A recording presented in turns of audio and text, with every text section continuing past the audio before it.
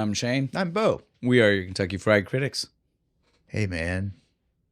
Do you hunt dragons? Be a lot cooler if you did. All right.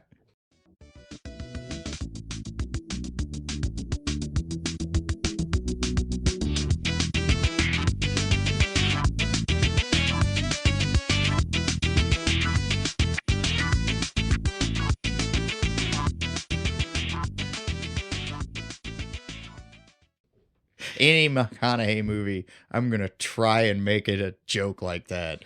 Well, you have to, because you can still always hear that come through. What's the submarine one? Like, hey, man, do you not like Nazis? Oh. Yeah. Give me time. I'll work on that one.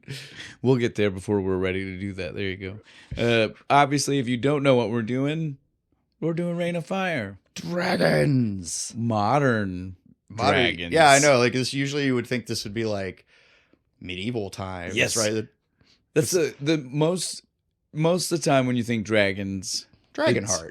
You think this, even if they find a way to make it modern, they still try to put that twist on it, right? Right. It's still going to be some guy with a sword fighting. Well, it's like medieval times.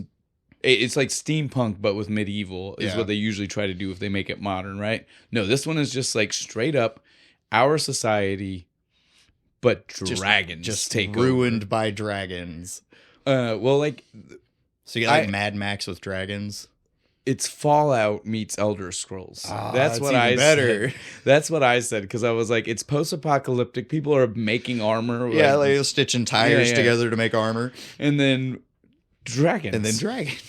So it's literally they even live in a castle. Yeah, in the movie. Telling you, it worked out perfect. Like, not to mention, now I want the game. Bethesda needs to get on this game. They need to mix Fallout and Elder Scrolls together. But especially to me, like, I went in almost like laughingly making that thought in my head, right? But then when you watch the movie and you get to the part where you see like the water armor, like the armor he wears to be like fire protected, that stuff, you're literally like, no, that's Fallout. Yeah, that's like some Fallout. Raiders are wearing, right? that just like Fallout. welding some pipes together, just a fucking water truck. And so I was like, it made my half joke in my head go to like, no, maybe this really is an accurate description for what's going on here. It's better than mine. It's funnier than yours. Yeah, it's funny. It's not necessarily yours more is something we could actually build off of, though. Like, we need to, like, who do we call it Bethesda to do this? To get that game made for us? That's a good question. We should definitely look into that. We just call it something besides Reign of Fire. But we still hire McConaughey to do the voice acting. And Perlman, since he already does the Fallout, because that's the go. voice you want to be in that somewhere, right? We'll make so much fucking money. No one clip steals this out. Yeah, I was going to say, clip this out so nobody steals it. All right, let's get into everything. But before we start with the movie, well, I guess before we go any further with the movie, let's tell them what we're drinking this week, Bo. We're drinking Toppling Giants Brewing Company's Dragon Fandango. And it is red. It looks like juice. Or the blood of a dragon. What was the one we did a long time ago where I was disappointed it wasn't pink? I can't remember. I can't either, but like, this is what I wanted that one to look like. Was it one of the Halloweens? Because the can, yeah, maybe? I think so. Yeah. You wish you wanted it to come out like that. Yeah, it should have, but fuck, man, this is tart. It's like drinking Smarties. For the people at home, that sound was totally perfectly timed, but not intentional. It's literally just that bad. It's just how you have to do it. Small sips. Woo! If you like tart stuff, if you like a real sour, this is your sour. Like, even if you do, there's no chugging this. No, this is definitely that would slow build, slow drink. Enjoy yourself. I don't know. Unless you like pain, don't drink a lot at one time because it's gonna get you. I feel like it's gonna burn a hole in my tongue like warheads used to do, or like a dragon. This is how we do it. We just drink a bunch of this, and then we'll be able to breathe fire. Well, to tie it into this movie, this is just one of the two chemicals, right? Yeah, there it is. The movie says the dragon has glands with two different chemicals. And then they mix in the air, and that's how they make the fire. That's right. Which is apparently based in real science. I didn't know. I believe it. Some kind of reptile, maybe, or frog. I don't remember. Some kind of something. Isn't there an ant that spits fire or something? Well, but specifically what they use when they had some kind of, they found something that makes like a spark from two different things. Fuck yeah. And so they were I like, knew dragons were real. They told me I was crazy. So they were like, we can expand on that. And so they did. And it's cool. I like that explanation more than just magic. I like the explanation, but to me, I also the whole time, and after I say this, we just have to start doing things because we're getting into the thick of it way soon.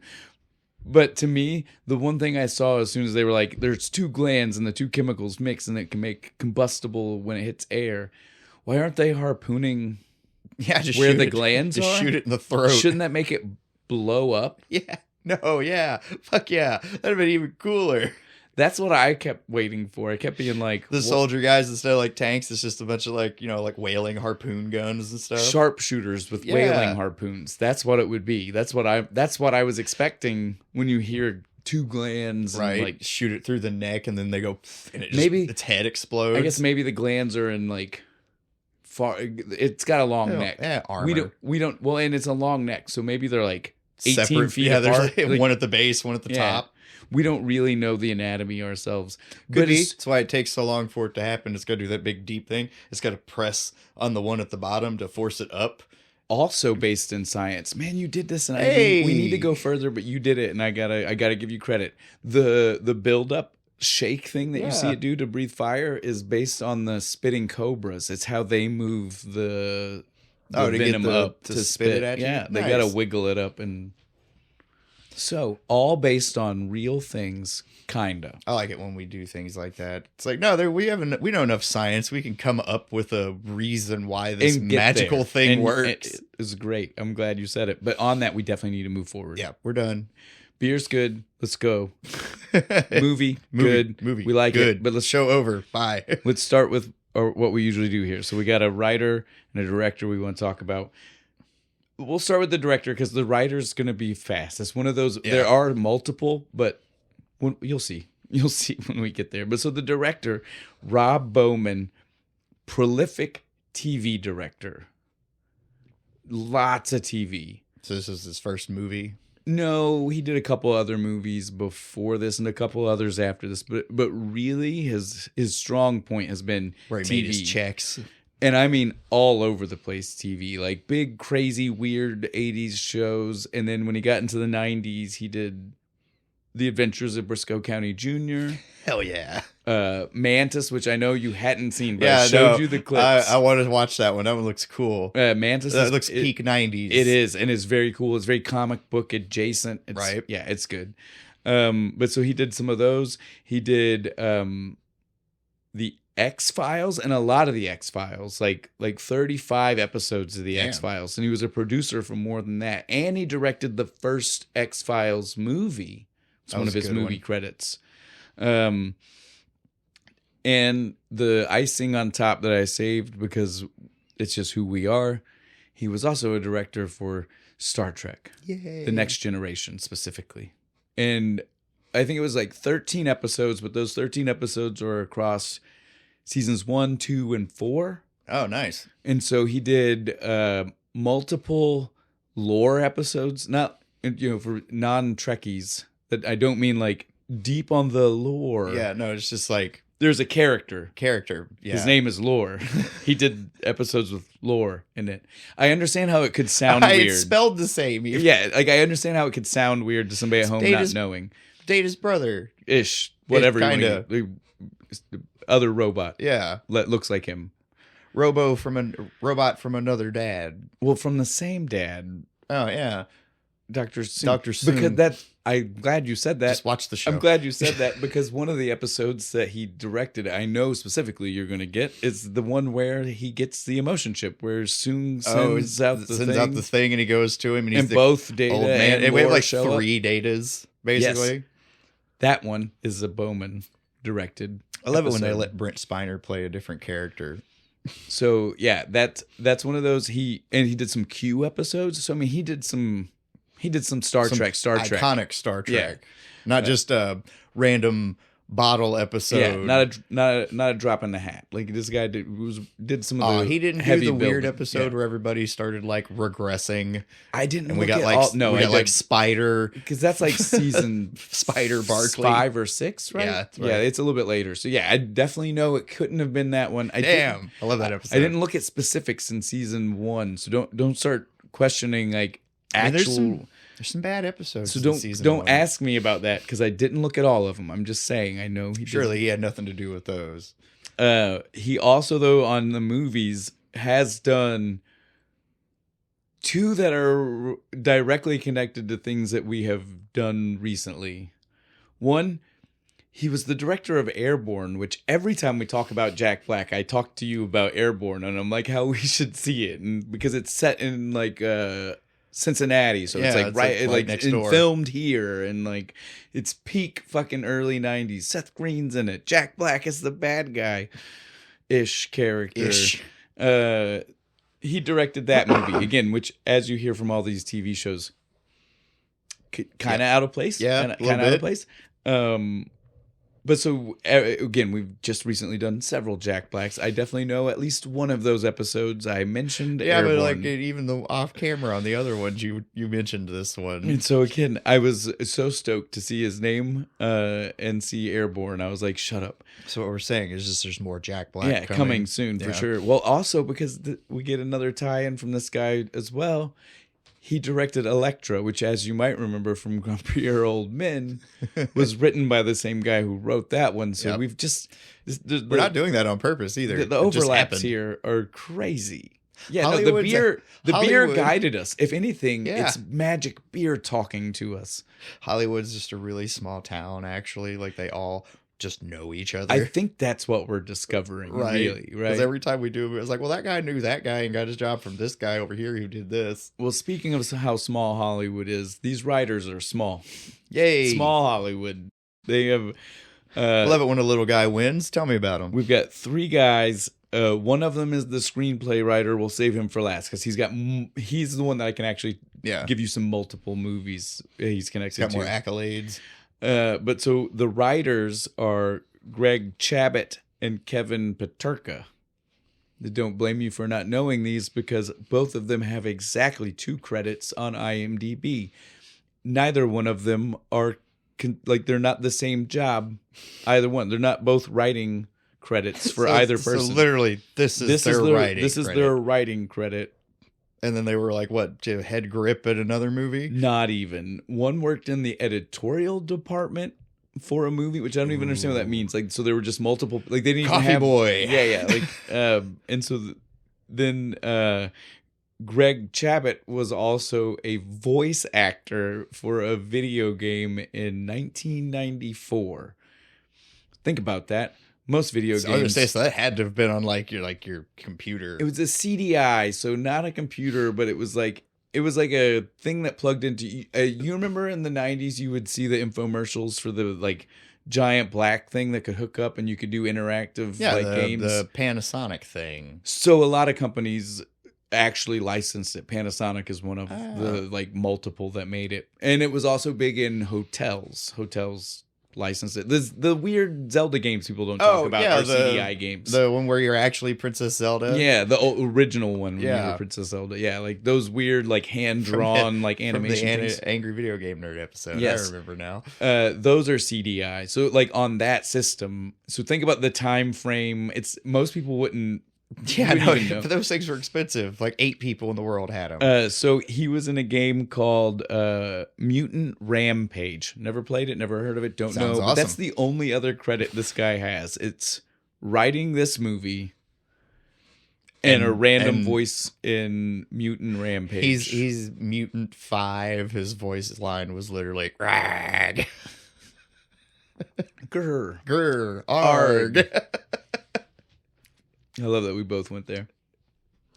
But so then our last writer, though, is the one that I said, hey, he's got a couple other things you might know. And it's because he's the screenplay writer, which as we have slowly figured out what that means. Probably took us longer than it should have, but we got there. The worst part is that we didn't get there until the first time we saw teleplay, and we were like, oh, screenplay, screen, teleplay, television. That's probably the worst. Yeah, that's probably the worst part. That's what made us finally be like, now I know what that means that writer did. Well, we all got to just, deal with how dumb we are in our own way. It happens. Look, we're talking about it again, so we're literally we're letting the masses hear us say it a second time. So we're totally okay fine with how stupid I am. I know. I mean, dumb. We all have moments. It's okay. I'm here to make sure other people don't feel the kind like you should always just power through. It's all right. But so he is Matt Greenberg. He is a screenplay writer who has written things such as Halloween, H2O. I said Halloween this time because before recording I said H2O to Bo, and he said the Disney movie, and I had to be with like the mermaids. My bad. I understand I don't really understand the confusion. Well, the other guys hadn't done shit, so I assumed he was going to be off of some weird fucking movie. Didn't know he'd have a good one in there. Well, they're all good-ish. They're all, and most of them are in that like horror Stephen King-ish realm. So he did Halloween H2O, the 1408, like the hotel weird. Yeah, it's got John you see Cusack the key. One in Yeah. And he did like the new Pet Cemetery, the 2019 Pet Cemetery. So yeah, he's written screenplays, but again, like this is what I'm saying. Like I couldn't tell you what original work. He's really good at crafting other people's work for the screen. Give me your story. Not that I'm trying to downplay that as a job. It is definitely an important it's probably one. really fucking hard taking a book and turning it into a script. Because sometimes books aren't written in a way that makes sense. So you have to there is actually a lot of legwork to make it work. Talk to Peter Jackson's team. That book was for years. It's like, no, you can't do too that. Dense. Yeah, it's too. There's too How much. do you make sure people are okay and not mad? Maybe we try an animated movie. Still ended up being too dense. They could barely pulled that off. Yep. So though I'll give I credit. like the weird live action orc fucking scenes. I think they're funny. So yeah, we'll give credit to Matt Greenberg for his screenplay skills. I'm not trying to downplay them. I'm just saying that is his job is that. Yeah. It's not necessarily the original work side of things, which means the original writers wrote this and bounced. Thanks for the check. Deuces. Think they get any royalties on the back end? I'm sure they have to. But the sad part here is I'm sure they bounce partially because like did you look at any of the rate? Like this movie does not rate high. People don't like this movie. I don't understand. Like this movie. People really don't like this movie, and I don't think it's that offensive. Especially awesome. For when it came out. It came out at a time where we still made movies like this, like action for the sake of action. Yeah, just for the fuck of it. The story wasn't important, and we didn't need to like weigh ourselves in. I don't understand it either. I want more shit like this. Like, give me a loose ass plot, and then just go. Well, the John Wick movies are kind of that way, so maybe we're starting to make a comeback on it. Yeah, the further you go, the plot on those get looser and looser. The first one, I'm down. I'm like, yeah. Fuck those guys. Second one, we're like, I don't know, man. It does. And then the third one, it's like, we're stretching it. I'm also all in though. Like I've watched all of the movies and the TV show, and I haven't watched Continental yet. It's pretty good. I heard. So okay, back to what we were saying. See, but action for the sake of action is worth it. And this movie is that, and you shouldn't be that upset with it. Don't judge it by the Rotten Tomatoes score or whatever. Metacritic is, I think, super low. Yeah, man, what the fuck? Now, that being said, like the IMDb score is like 6 point something, and I mean, we've definitely watched more talked about movies with lower IMDb scores, right? Like, so, I mean, I guess the internet age is starting to average out on these bad reviews. Is it McConaughey? Did they not buy McConaughey hanging out in England being a total fucking badass? I don't know what it is. On that, let's do our cast. But before we say McConaughey, because he is not he was top billing in this movie. Yeah, but he was not the main character. He's third. Yeah. He's not even in the first 30 minutes of this movie. I clocked it, dude. It's like 28 minutes and change before they even show up. So yeah, our top billing, rightfully so, is Christian Bale, pre-Batman. Yep. Still giving off that gravelly voice. Like every time he's narrating and you can't see him, I was like, is this the audition for Batman? Is this when they did it? Is this when they were like, that's the Batman voice? Because tell me it didn't sound like, it was just, it's in his reel. accent. but it's down here. But it sounds like Batman already. I'm a nice British man, but I talk like this. He's chewing it up. It's so good. Hang on, rocking my throat. There it is. Yeah, he is again Christian Bale, because I think we've never talked about Christian Bale. Has he been on the show? I don't think he has. How have we not done any of his movies? Don't know, but that's why I wanted to say a couple. So again, outside of Batman, you guys would also. He's American Psycho. Yeah, the Huey Lewis in the news scene. Totally gonna axe murder. Hey man, and just starts hacking him up. It's great. What kind of font did you use? With the business cards. Yeah. Mine is bone. Oh, when they're talking about the color, yeah. Embossed 24 karat gold gilding. That motherfucker. But also for the people who don't know, and you've maybe not watched the movie in long enough that you certainly have never made the connection, he is the lead in the Newsies. Yeah. He can sing and dance. He sings and dances and wears the handkerchief, right? He wears the red handkerchief. He's really good at it too. It's great. Showed off the acting skills way early on. I don't think he wants people to know that he was in that. That's okay. But they need to know. Doesn't even act like he wants people to know he has a sense of humor. He's the most serious motherfucker. Very athletic. You know, like, yeah, we all know he is known for doing like the machinist and stuff where he like drops the weight and like gets way into character and does all these like extreme things. But I mean, like the singing and dancing lends itself to other things. I showed you Equilibrium, the clips from that, dude. Like, the dude can do some stuff. There was the acrobatics. Yeah, that dude in the Olympics who did the rings, right? Back in like the 80s. I know. You know who I'm talking about? Well, probably not now, but like 15 years ago, he would have been great for that movie if they made it. But yeah, so Christian Bale is definitely like, we will talk about him again, and we feel bad that we've been doing this long. Is it wrong that this is his first movie we're doing? I don't think so. Or does that fit more of our theme? I think that fits us. Yeah. I think that fits us, is what that is. Fuck doing the most popular one. Our next top billing, again, like I said, despite what the poster and advertisements might tell you. I went and saw this in theater, man. I was expecting like McConaughey immediately. First thing. I didn't even know it was going to be in England. I was like, what? Yeah, I was like, whoa. I didn't know Christian Bale was British. But the next one is actually Gerard Butler. He's who I would say is Baby Butler, closer to a second bill. Yeah. You know what I mean? Like, he's the best friend. Well, and this is pre 300. Everything. This is when he did like timeline. Well, I mean, shit, like right? build. Like, this is when he's still kind of like pudgy doughboy a little bit. He's got the rounded, like, not fat. Like, I mean, like, he's not even like dad bod like me, but he's got the rounded cheeks face and stuff. Yeah, I was like, oh, he's such a cute. He's Poochie Butler. He's rocking that hip adult look with the like slightly long hair. I was like, look at this guy. He's so young. He doesn't even know the world ahead. He doesn't know what's gonna happen. Don't worry, man. You won't have to do shitty B movies for the History Channel anymore soon. Yeah, I was like, man, why are we, like, his name should be up there. Like, why aren't we talking about him? And on that note, his character deserved better. Oh yeah. Creedy. I realized we didn't say that. Like, Quinn, that's who Bale plays. Was. And Creedy, that's who he plays. But yeah, Creedy could have got more screen time, and I feel like he got robbed. He deserved to be in the final confrontation, right? Well, he deserved to be in a lot more, like, because he was like the right hand man, so he should have been like on the radio, something. There should have been a way to get him some more screen time. Yeah. I'm not saying he needed to be the action star, but screen more time, of him. Right? Like and they didn't need to fucking do him like they did. No. I wouldn't even. He's the guy who gets the heroic death, right? Mm-hmm. Like the way they build him through the movie, he's going to get the, like, I'm going to save the kid. Blah, blah. No, he just runs through a door and turns around, like, they got me, and the door shuts. Yep.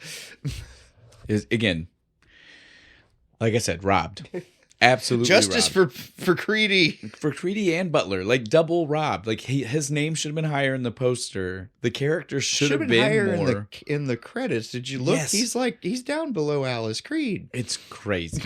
So now we will say, even though we've already mentioned his name 1,000 times, McConaughey. McConaughey is playing Denton Van Zan, not Van Zant. No, there's no T. No T on that Zan. Van Zan. Like rhymes with the middle one. And it's funny if you look it up. Van Zan, the Van Man? Because it's funny if you look it up, it is spaced. So it is like it's his middle. It's not like it's like one of those like a hyphen. Yeah, it is. It's Denton It's just- Van Zan. I understand. What kind of last name is Zan? Where'd your family come I understand how that little boy got picked on so much he turned into that guy. from? Oh, yeah. I understand it. With the douche tribal Yeah, tattoos no, and that kid the got picked cigar on. he never lights. That guy got picked on and he decided to bulk up and he decided to join the Kentucky National Guard. It's not what he says. We'll talk about we'll save that. We will let that be our first thing when we talk about in the movie. Since we are Kentucky, it's very relevant. But just to make it known right now, National Guard. We'll go back to that. For all of you outside of America people. Well, and for the American people who maybe heard him say what he says. And it's why he says it. Now we've said it too much. We just have to talk about it. So yeah, in the movie they say the Kentucky Irregulars. Which is weird to an American. But to the British, that's like their word for militia / state guard, National Guard. Home Guard. I think they call it Home Guard. Because they're not part of the regular army. The regular army. I'm sorry. They're not part of the regular army, so they are irregulars. Because Josh gonna come kick my ass. Yeah, he is.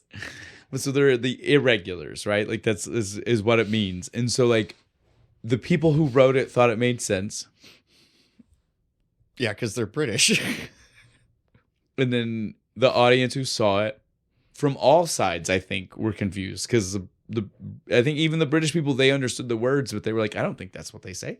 And the Americans were like, I don't understand those words, and that's definitely not what we say. It's all wrong, man. If anything, they got free reign. Should have just been the Kentucky Rifles, right? Well, they should have made their own name. Like, yeah. Like they would have, as soon as they did separate from their unit, they would have called themselves something else. Right. So maybe maybe they did go with the regulars, but that's the thing. The Americans would be like, why would that be what you would call? That's not a thing here. Well, and it doesn't make you sound like a. It sounds like you have a hard time going to the bathroom, right? That's what the American Kentucky Irregulars, man. Ah, damn, that sucks.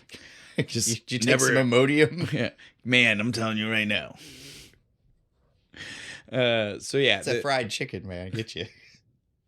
So he is the leader of the Kentucky Irregulars. We don't know who else is part of the group, because when we meet him, we also meet like 3 other groups of military people who have just like latched on to his group. And so we don't really know who the other Kentucky Irregulars are, right? Like, just him. Well, because all of the parachuting people are their own. They were their own battalion. Archangels. The 72nds.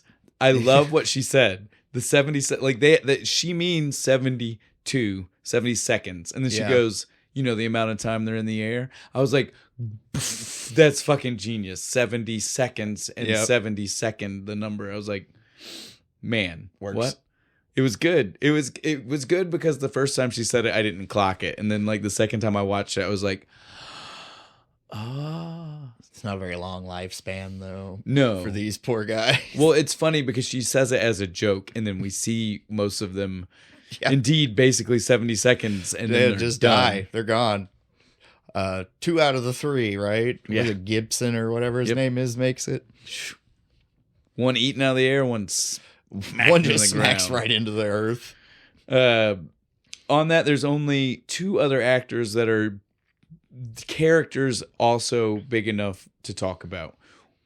One, I will say the name of, and then Bo can take over. And he is excited because I already told him I plan to do this. That's Alexander Siddig. Go ahead, Bo. It's Dr. Bashir from DS9. Everybody's favorite augment. The best part about this is Bo even knew that this is the reaction that was going to happen. I did as soon as I saw him. I was like, hey, it's him. Shane's not going to care. He doesn't like DS9 for some reason. It's the best. If it makes you feel good, though, I did see him and immediately said, oh, DS9. Oh, hey, it's that show I don't like. I did recognize him, if it makes you feel better. It does. Makes me feel a lot better. Now, that being said... I like that he just shows up in a shit ton of stuff. Well, he's in the movie Vertical Limit. He's also in... He's in Kingdom of Heaven. That's what I was just about to say. I almost said Troy. I was like, not Troy, the other historical one, roughly the same, not time frame but time. It was only a couple of years after DS9 ended, in like what 99. Yeah, so he's been in a few things. He's been in some big projects, including this one. Let's not downplay this. These are the other names here are big. Another one who got a shitty death in this fucking movie. That pissed me off. He's the radio guy, right? And he's just kind of sitting there. He's just sitting there and he just looks out the window and then fire. And I was like, oh, really? This is how Doc Bashir goes out? Fuck that. The last of the big actors that I really want to mention that has a character that's also big is Isabella Scorupco? I don't know. As good as mine, man. But she plays Alex, the chopper pilot. Which is weird because we get told she's an American and her accent was not that. Right? He says she's an American. She's US Cav, right? Couldn't we just said she came from wherever she came from since we already had a ragtag group of people? Yeah, we picked her up when we got to England in our shitty plane that we built back in America. And this isn't me trying to be like they shouldn't be in the military. I'm just saying, like, with an accent as thick as hers, wouldn't it have just been easier to make her like not have to try? We picked her up along the way. It explains where it would be a better explanation of where all their equipment fucking came from. Well, the fact that they have such a hodgepodge. Yeah. It would... I don't know. British tank. You tell me you brought that from Kentucky? I just feel like there are more mental gymnastics for us to understand how she as a character ended up in the U.S. military than believing she was in the military from whatever country she's from. She came over to go to college, and then the dragon thing happened, so she volunteered. You see what I'm saying? Like, it's just... we got a whole nother movie we need to make. I want a prequel to this. I want to know where like Van Zandt and all his dudes came from. Well, and so again, like how they picked her up. Because again, like it's like all of how they got to... First dragon kill that we hear him talk about all the way to showing up on their door. Right. Yeah. So that way we see him pick up this whole ragtag group of people. Yeah, they crash land the C-47 or what in England, right? Yes. And then they have to like fight their way and take over the rogue Marines they were talking about the shit. And then that's where they got the tank and all their other equipment. That has to be. Right? That'd be badass. All right, before we get full into the movie, there's one last person I want to mention. The character, I told you, what was it? Gooch, because it wasn't Gooch, because we both would have definitely said something about Gooch. Made me laugh. We would have looked for that guy on screen when we heard Gooch. So I don't remember which character Gooch is. He might have been one of the jumpers. He might, you know what I mean? Like, the guy, though, is worth mentioning. His name is Doug Cockle. Again, probably we would have... That's not why he's worth mentioning. No. Funny as that is. Definitely means it wasn't Gooch. It's got to be Gooch because if Doug Cockle played Gooch, we would 100% have remembered that. But so Doug Cockle, for the people who don't know at home, is a huge voice actor for video games, and I don't mean like the writer, not the other guy, not like he was in an obscure video game nobody's heard of. I mean, this guy is Geralt, however you pronounce it, Gerald from The Witcher. Good old Jerry. Yeah. And he's been in tons of other ones. But again, like, I mean, do we even need to say? One. Like, because, I mean, when I say he did it, I mean, everyone. So he did the first one, the second one, the third one, the DLCs, the one where it's just the game. Gwent, he even did that. You know how many times they just pass on an imitator to do one of those spin-off games like that? No, he even voiced his lines for the one that's just the card game. Damn. He was all in on this character. Like how Tom Hanks will give his Woody, brother the Woody shit toys for video games. Yeah. That's exactly the reference point I was thinking about. That's what I would do. Dakota, I don't want to do this one. You have at it. I don't think he could do you. Yeah, he could. Nah, I'd have to hear the evidence. You get him. You bring me some samples. We'll see. I've got other foot. I've got test stock. I can test it right. You against. could just put the wavelengths up next to each other. We will do this scientifically, sir. All right. On that though, we are through everybody, because anybody else that's in this movie that you know, that's great that you know them. I don't. Leave it in the comments. Tell us who they are. We'll go back and we'll try to find them. Queen. What? Board Queen. Oh, that's right. You did recognize one other person. Go ahead. Alice Krieg's in it. She's in the very beginning of the movie. It's so little. I know. I missed her because I saw her name in the credits and I was like, oh. Wait. And I watched the whole movie and I was like, where the fuck was she at? Watched it again. Oh, there she is. She's in like the first she's 3 covered in minutes soot and a hat, and you can't. There's one shot where you get a good look at her face. She's looking up at the top of the shaft or whatever, and they got a good shot. And I was like, oh, there you are. Like Hook.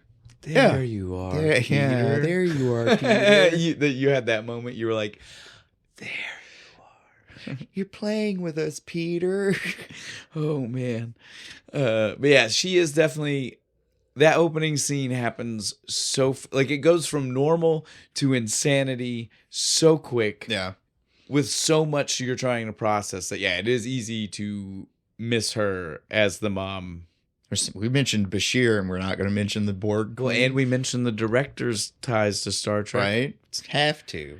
Maybe that's why some of these people are here. Now, so rest in peace. Okay, now we can get into just talking about the movie. Again, like we started, this is fun, guys. I don't care what you want to tell me. It's fun. It's fucking dragons. It's wish fulfillment. Because how many times are you like dragons and I want machine guns to fight a dragon? Yeah. I want to see a bunch of dudes jump out of a helicopter with grappling nets and fucking like jetpacks. I do appreciate that for so much of it. They were like, let's try to make this grounded, like real. Yeah. But then they were like weird, crazy kamikaze suits and like... where'd they get these fucking net guns? Yeah, that's not standard military equipment. The 3D. Oh yeah, the triangulation staff. Because things. even though it's set in 2020, which I don't know if we have said, but if we haven't, 2020. Yeah, we all remember the dragon. The dragon, but that even happened way before. He was a child when the first dragon came out. Well, maybe not the 90s. If it's 2020, Bale's what, 30? Yeah. So 20 years before, like 2000, maybe the year the movie came out is roughly the year the dragons came out. Yeah, is what I'm telling you. That makes sense.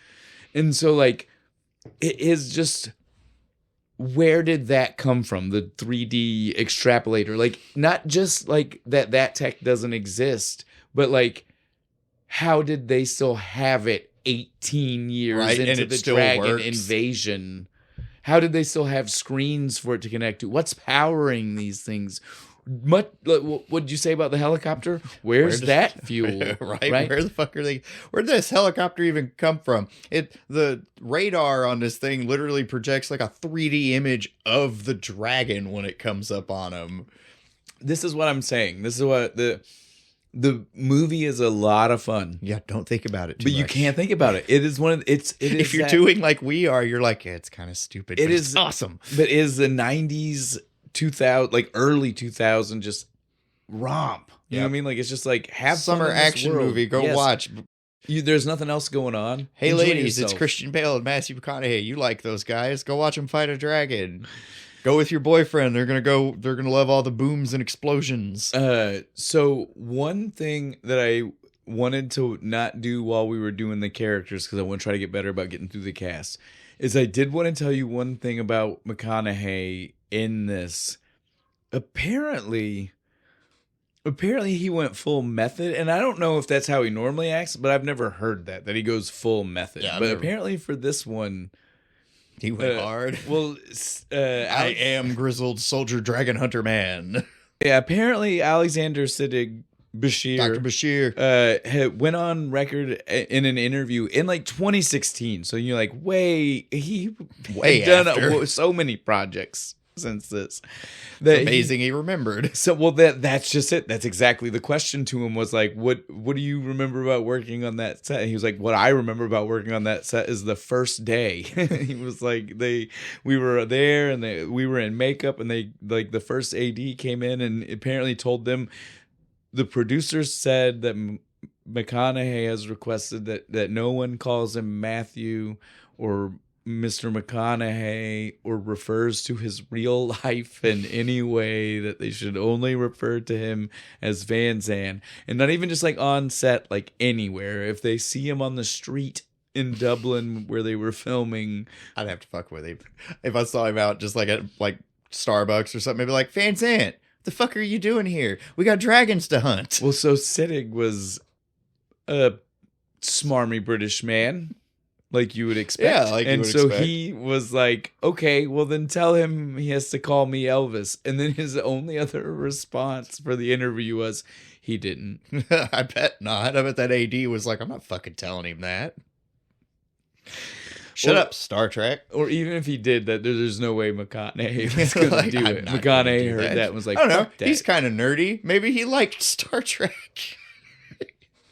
Maybe he didn't know. He Maybe looked he at didn't him, he- recognize him yet. He looked at me and was like, I'm not calling you Elvis, but I'll call you Julian. Yeah, but you know that there's no way he wanted that. It's like, no, you're not doing that. Like, what? Those are the terms. He preferred Bashir over Julian. Come on now. Nope, it's Julian. You're going to have the sissiest name out in Dragon Country. But yeah, so maybe that's why we didn't get more of McConaughey doing this type of action movie, because maybe he was like way too into it. like that's the only way he could get himself to be the character, was to be like that. So, Like he can do the comedies like easy, but to get into this type of character, so in the submarine movie, was he like, I am submarine captain guy? no, because that's not really, that's like thriller action, right? Like that's not Yeah. necessarily like this, No, where it's yeah, like it's not like literally this. like physical, like he's throwing punches and shit sometimes. He's- Diving off of towers with his battle axe.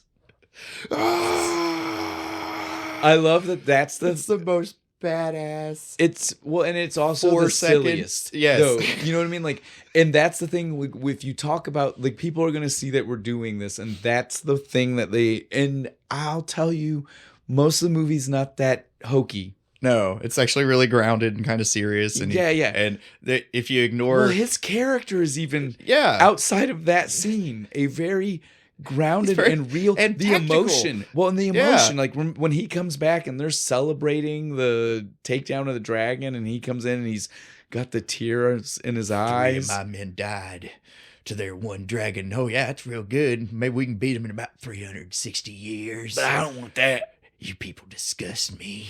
Yeah, dude. We bury our dead in the morning. That. But I like this McConaughey. He was so badass. But yeah, you know what I'm saying though? He gives these speeches where He's really intense. there's emotion. Yeah. There's real emotion to that guy. Despite the fact that he is also the dude that everybody remembers is leaping through the air with a battle axe in a movie where guns exist, but there are dragons. He somehow still chose Knew he was fucked and was Dwarven going out battle axe. Yes, it was so good because it's like the most like top 10 most badass deaths in movies, right? Dude, like- Because you want it. You want him to land the shot so bad. It's- they do the shot of him flying, and then you get the undershot where like the chick is and it's- she's looking up and see him flying through the air, and It's- then shoop, and he's gone. it's cliffhanger, but with a dragon. Yes. Instead of a cliff, right? Like it's literally like Yeah, it's like the same shot. it's Stallone flying with the across. hooks. Yes, yeah. He doesn't do the lip though. Yeah. Oh man. But so the movie is good. There are hokey spots. Give it credit though. It's action for action's sake. It is fun. I'm even gonna applaud the CGI for 2002. The dragon looks great. anything other than super close-ups. Oh yeah, there's one shot where it looks like it's kind of there's like the dragon has like a derpy look on It's his a face. little like, video it's like, game It's like esque, me? right? Where you're like, Yeah. But everything far away, where you see like the weird way it flaps Yeah, it its looks wings good. and shit. It's like this weird. It's got this weird like cloth flapping in the wind effect when Yeah. it's flying. That I was like, man, I don't know. It's more menacing than if it was flying like a bat or Yeah. a bird, where it's full like swoops. Like it's even having a hard time keeping itself in the Well, air. it's like somehow it's like it's like it's circling its wings to like funnel the wind or something. Like I don't know. They are weirder looking than what you expect most dragon Those flights goddamn to be. turbine-driven dragons. Or something. Well, propeller style. I wouldn't put it past these dragons to have just been smart enough to figure it out. Because again, these are not your medieval, like, it's a creature. Like, these are things that methodically think. A race of dragons. Well, not even that. I mean, like, they think. They, like, how many things did you see in the movie where, like, again, like, the people were like, they weren't here to kill us. They wanted to burn that down because they knew what that would do to the field. They burned down the cornfield because they knew it would fuck us over. There's a level of intellect. It would force us to leave the castle to look for food, which means they could pick us off. Right? No, the dragons are smart. These guys, it's got everything but the Jurassic Park moment of someone being like, they're smart. You know what I mean? Like, it almost has a Jurassic Park moment where McConaughey's, it's got the camera, it's almost the same shot, and he turns his head, and you just want him to go, clever girl, and then start shooting at the dragon. I'm telling you, there are so many fun little things that are in this movie like that, where you're just like, I feel these vibes that they're giving off. How does these this movie dragons have such a bad rating? I don't know. Maybe I know. I don't know. People just take movies too serious. They don't just sit down and smoke a bowl and enjoy them. Well, I mean, so the movie it has a lot of these things like that, though. So one of the things I read is that originally the intent, like, so the writers didn't really know what they were going to do, and they kind of changed stuff on the fly. Just winging it. Well, and I don't know if that means they did or if the director, because, you know, sometimes it's one of those things where, like, when you're on set, they just have to change things. So I don't know whose plan it was to change it, but so apparently originally it was going to be flipped of how the movie does it. We were going to have one queen, which again is what most of our heads would expect. Yeah, like an ant colony or bees. Or the Borg.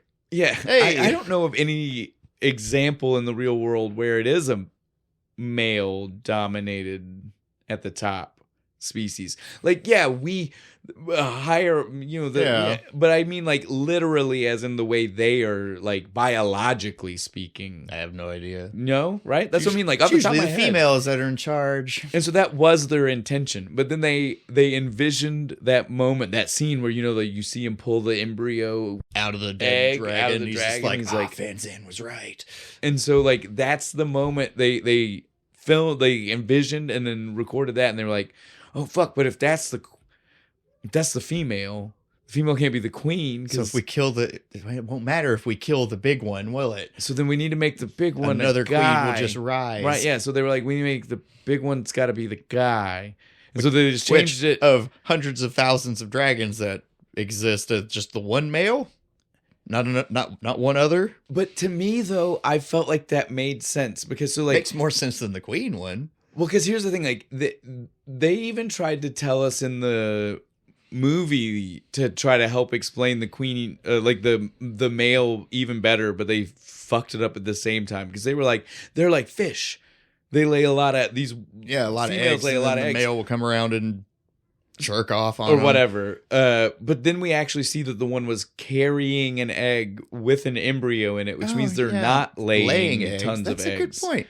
So it means that the only way that they envisioned dragons doing this was that there was 1 or 2 eggs per dragon being carried, fertilized, which means that he's just flying around banging 24/7. Well, also it means that if we had flipped it the other way around, the queen never could have been producing it in the manner that they told us they were, you know, like in the beginning when he's narrating the dark times between the opening and when he was an adult, he says we would kill 1 to 10 and hundreds would replace them. They spread like locusts. That's more Jason Statham.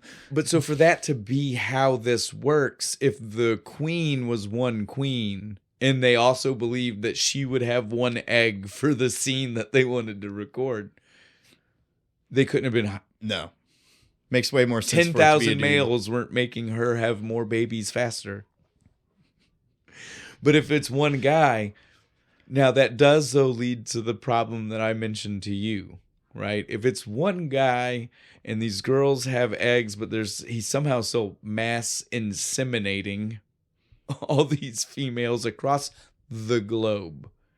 Maybe that's why it's always so misty in this movie. Just comes out in a fog. Something has to happen because I don't really understand. Because they also say this one hides back in London. Yeah. Not that all the females have to migrate to London to get banged, and then they fuck back off to lay the eggs somewhere. I don't know. They should never have started telling us the biology for us to have a trap of figuring out the next step, right? Like if we just never would have had the scene they loved so much that made them change the script of looking at this embryonic egg, all of this wouldn't be worth talking about. Again, it's not worth talking about anyway. We could have done that at the beginning of the movie. Yeah. We could have had a little kid, Quinn, when he goes in the cave, find the embryonic egg, and then the dragon attacks because you fucked with the egg. Well, and even that would have worked better because that means that it was a laid egg. Yeah. This is saying, like, they showed it like they pulled it out of him. Her. Whatever. It. Thing. Bloody creature. But yeah, I agree. Like winged demon. They should have just avoided showing us that altogether, despite them apparently loving that scene, that like idea of pulling the egg. It's not even the best shot in the movie. Not by a though I will give him points on the dragon, like the actual dragon corpse that's there. Did a really good job on that. Looked real. Other than that, best shot in the movie. Oh, when he's riding the horse up over the crest of the hill and we're looking through the harpoon, right? And then he shoots it. Oh, you mean the scene where I told you proved that they never should have even been doing the helicopter shit in the first place? Yeah. It was funny. I said that to you and you were still even like, no, yet, but they still needed to do it. And I was like, did they? No, not really. Like literally that scene. A horse and a big spear. We got this. At no point did 3 people need to die that day. It was all that first guy's fault. If he would have got his stick in the ground for the triangulation, the chopper would have got its cool 3D map, Star Trek digital projection of where the dragon was going to be, and they would have avoided it. Well, my point to you is even just like Van Zandt himself said, dude, those odds aren't great. That's 300 years. The man said it himself. Is he trying to tell us that every time they've ever done this before, they've never had a casualty? No. I don't believe they've gone from Kansas across all of the U.S. No way, because across an ocean. What was it? They killed like 200 of them or something, they said. So he's lost. Like, it's not fathomable. And again, the way they were all okay. Like, this team wasn't like... Yeah. They weren't heartbroken. They were all kind of like matter of fact. Yep. Which means 3 casualties in a day has happened before. Right. That poor, the Gibson guy, he's the only one that makes it. He's like, damn, every time, I just lose all of my guys. How many people did he have when he started? How many people are left? There's a reason he keeps pulling in new people from other pieces of military. It's because he just needs to fill lies in to holes. that one kid. He's like, yeah, sure, I'll teach you how to fall out of a helicopter, kid. The one he gave the apple to? Yeah. You know, that scene was literally supposed to, and again, I had to read it to understand that there was supposed to be context to that scene. So, in case you didn't know, Granny Smith apples are mainly only grown here. So the fact that he threw him the Granny Smith apple was supposed to be further proof that they had recently come from the United States. I missed that because I'm just like, yeah, it's an apple. Also, apparently, Granny Smith's some of the on record most long shelf life fruits. Yeah. So it would make sense that in America it would become one of the dominant produce items because it has a long shelf life. Yeah, makes sense. You can store it for a really long time. For a movie that missed some of the big, that is super small big of a plot detail, points, right? They really paid attention to some of the small ones, right? It's got to be a Granny Smith apple. If not, it doesn't make any sense. It falls apart, right? Well, they don't grow any other apples in America. It's just the Granny Smith. Well, it also implies that they don't grow any Granny Smith. And again, just because it's not the prevalent apple doesn't mean it's not Sure, grown at all. I'm sure it grows United just Kingdom. fine in England if you plant a Granny Smith tree. So again, it's one of those things where it's like that scene. I understand that that's what they wanted it to mean, but the reason why none of us thought is because none of us was super into that. He's like, yeah. None of us have a belief that when you see a certain type of apple, that someone in another part of the world's instantly like, holy shit, that apple's green. I've never. Wait, no, don't eat the green ones. They're poison. It's not ripe yet. That's not good for you. It's not good for you. The cyanide hasn't come out of it yet.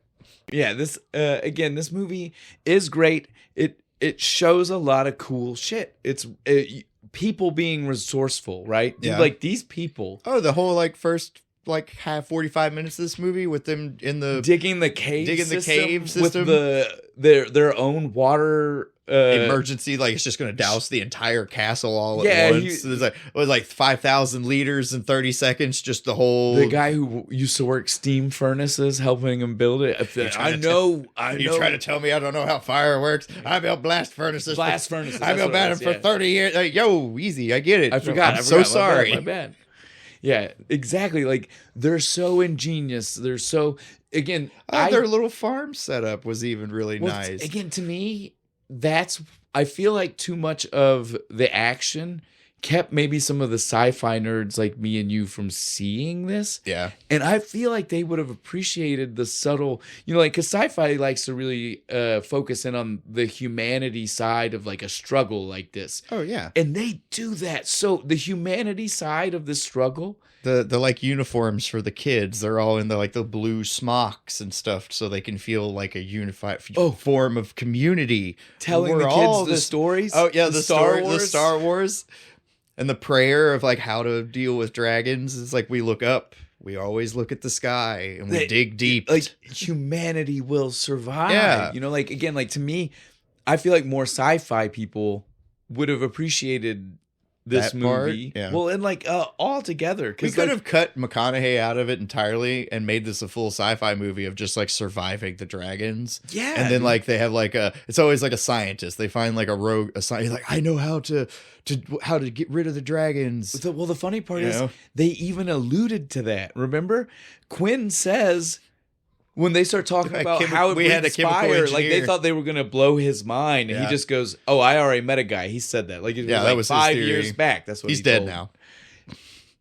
They set it up. So again, maybe we need 2 prequels. We need the Van Zandt prequel. We need the chemical engineer guys. We need failed plan when he met them. Yeah, and their colony there. Dude, I'm telling you, we got 2 whole movies out of this.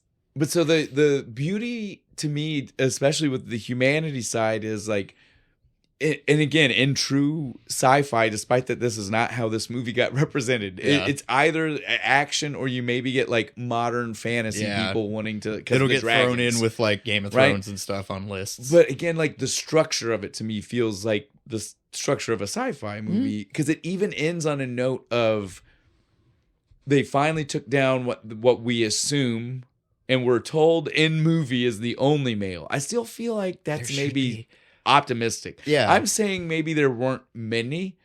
To say that's the only all the dragons in England might die off, but I feel like the rest of the world might. There's got to be one other. Yeah, right. It seems like it's not a good species basis. But so again, that's the thing. The movie doesn't end on we've succeeded, right? The movie ends on we've brought back hope.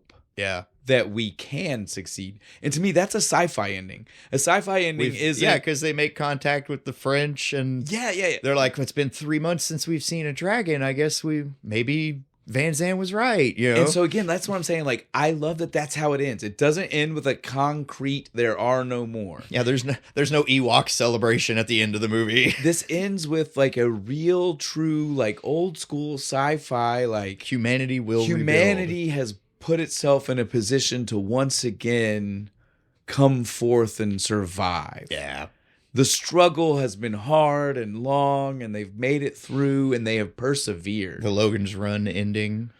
So the outside world is fine. We can leave the bubble. It's kind of like that, though, right? Really. The dragons were the bubble. Now we can expand out past our little Because that where they were building that tower was nowhere near the castle. Like, Well, no, dude, he says- dude had to ride that horse a while to get to them. Well, and they specifically said already too, like they were way away from any kind of like, they're not even by the rubble of what was civilization, because that brought because again, these were smart dragons. You had to be away from where civilization was originally is where they attacked first, because these things were smart. That's where all the food is. They were cutting the bottlenecks. Yeah, they're smart. They're super smart.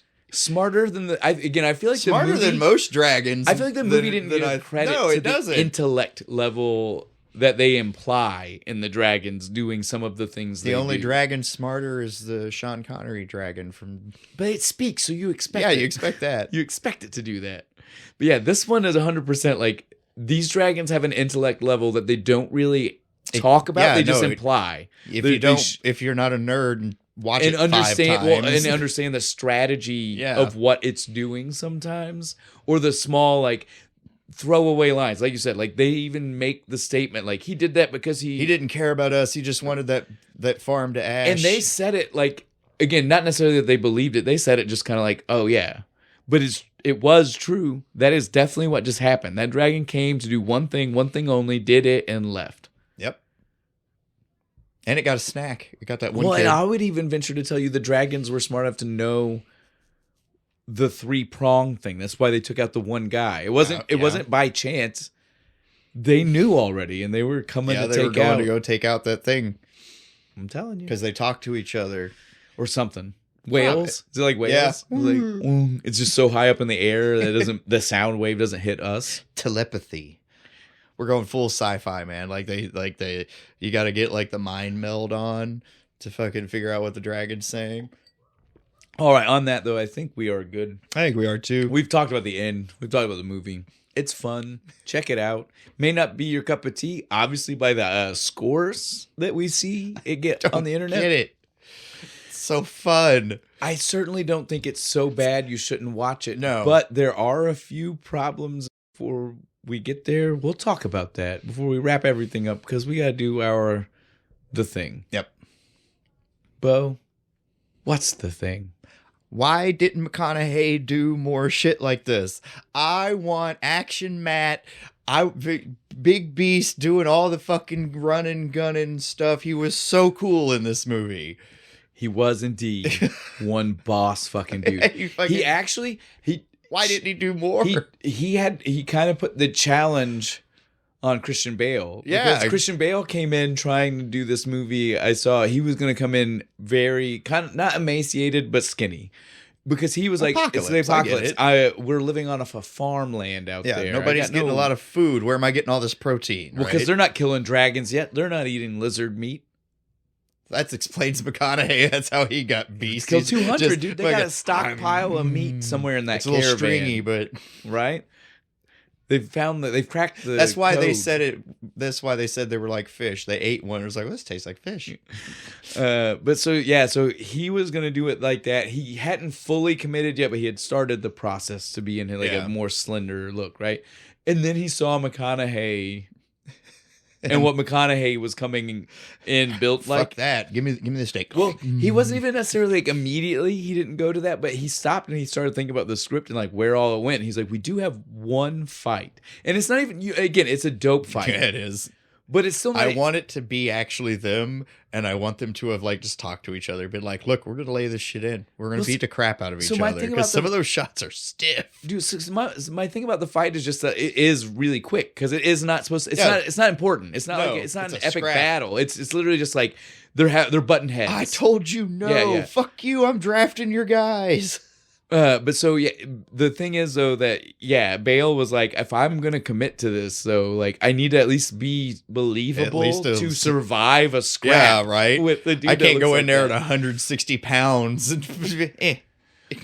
I will give you though, we don't see McConaughey like this most of like again, right? I don't think he's ever been this big since. I couldn't off the top of my head. Usually he's in good shape, but he's not fucking just jacked this like is this. This is a crazy built. I hate his tattoos. McConaughey. My only complaint. I hate the stupid tribal tattoos. Even in 2002, they were a bad tattoo. It was like, man, come on. And to believe that 18 years into the apocalypse, that a man got those. Because again, he didn't get those in 2002. No. He would have still been young in 2002. So he got them sometime after the apocalypse started and was still like, they're totally these are barracks I guess, fucking tattoos, I right? guess if you lose half of society, some of us would be the ones, some of us that are like, that's a dumb tattoo, are lost. Yeah, we're dead. We weren't there to tell all the this nerds got killed, so we're not going to sit there and be like, your tattoo's stupid. We weren't there to tell this guy, that's dumb, don't do that's that. frat boy, dude. Don't do that. All right. I agree, though. Shane, what's yours? What's your the thing? The thing is the color mapping, the color toning. Is this the first movie that did the nasty blue filter? Everything is blue. It's blue and muddy. It's not just blue. It's like, and you know what I mean? It's like smudgy. We're going to rub some Vaseline on the screen. We're going to run a blue filter through it. And to make it worse, everything's kind of fuzzy. Well, and to make it worse, it's only when they're outside. Yes, it's only when they're outside. If they are inside, this is only, I watched a 1080 cut of the movie, but you could have told me it was 4K and I would have believed you. I watched a shitty ripped internet fucking cut and it was still that way. Inside it was way easier to see shit. You look at it and you're just like, the definition. I'm like, it's daytime. Why am I having a hard time seeing? It's crazy, right? It's not just me. Now, the blue fucking color bullshit sucks. Now, on that, it does go back to what I started with. I've loved this. This is like a full circle. I don't do a full circle too often, but I made the joke about how when I first started watching, it was kind of like Fallout meets Elder Scrolls. Yeah. Having that blue smudgy filter made me feel Fallout 3 all over again. Every time they were outside, I was like, this is Fallout. It's literally even looks like I mean, especially with all the fucking slapped together fucking tech, right? Armor built, yeah, computers that shouldn't work, yeah, but still do work. Using black and green screens. Yes, I saw that. It is indeed. That's it. We're on record. And like World War II technology thrown in there. They had like the crank fucking radios. That's it. It's canon. Nice. It's canon. This now. happened. This is a This Fallout game is world. officially Fallout meets Elder Scrolls. That's it. Now Bethesda, get fucking on it. All right, guys. We've had a lot of fun. This, again, go watch it. Yeah, it's good enough to at least ignore critics. Go watch this movie. If it's you've great. never seen it and you've only seen the score, definitely give it a chance. Yeah, go. It's so much fun. The beer. Look, guys. Fuck, man, that's a tang. Guys, it is sour. And Bo and I have, like, as much as people who have followed us know that IPAs were never our favorite and we've grown to like them more, they were also not something we ever just straight up were like, I don't enjoy. They were just more the thing that was like, it's not my preference, right? Sours have been that thing the whole time. Me and Bo were like, that's not my thing. That's not my jam. No.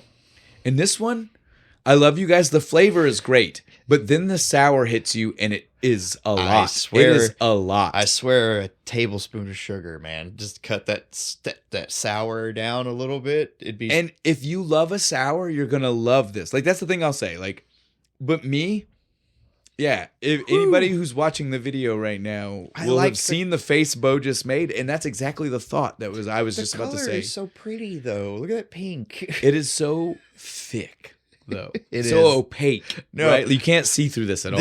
You're not getting drunk on this. You will get sick before you do. This is a drink one or two. Enjoy yourself. Don't do it slowly.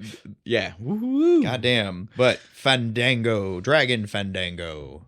Good. From Toppling Goliath Brewing Company. As much as it's not our cup of tea. Go try it. I'm not going to say it's worth trying. Go give it a shot. It's not bad. It's an experience. It's just not the things that I look for in a beverage, right? Like, I want to be very specific. On that, we'll recommend, won't be trying again, though. Yes, exactly. There you go. On that, though, Bo, what are we drinking next week? Next week, man, we're going to go like Mad Tree Sky Gazer Citrus Wheat. I'm excited because we are going to be doing October Sky. I like that movie. I used a clip from this movie in one of our episodes on me and Chuck's show.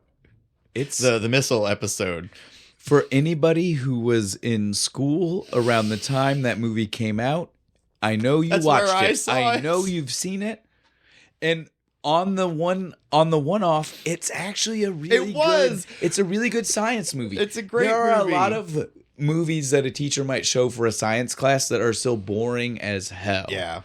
Before we're done, though, Bo, anything you want to tell them? I want everybody to like I want you to subscribe. I want you to comment. Tell me I suck. Tell me I'm good. I don't really give a shit. Just do something. Make the algorithm pay attention to me. I need attention. I am an attention whore. That is why I do this. Also, speaking to that, go check out my other channel where you can give me even more attention. Kentucky Fried Chronology for all your history needs. Did you like that? That was good. So, all right. I'm done. Look out for that. Go hunt some dragons. Yeah, look out for that dragon. Ah!